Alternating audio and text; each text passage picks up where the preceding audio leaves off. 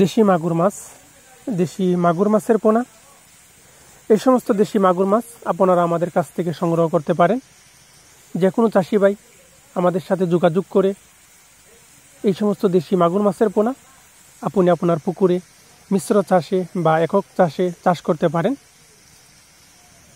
প্রিয় ভিউয়ার্স, দেখেন খুবই সুস্থ সবল মাছ, এক সাইজের মাছের পোনা, 3 থেকে 4 ইঞ্চি সাইজের দেশি মাগুর মাছের পোনা।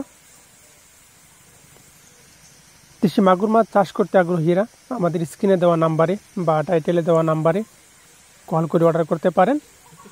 আমরা বাংলাদেশের যে কোনো স্থানে এই সমস্ত দেশি মাগুর মাছের পোনা বা অন্যান্য কাপজাতীয় মাছের পোনা সরাসরি বিক্রয় করে থাকি।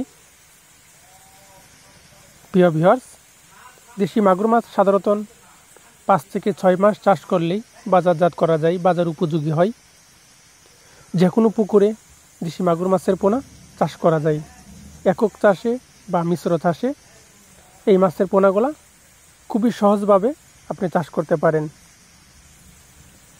চাষ করতে আগ্রহীরা আমাদের স্ক্রিনে দেওয়া নাম্বারে বা টাইটেল দেওয়া নাম্বারে কল করে অর্ডার করতে পারেন।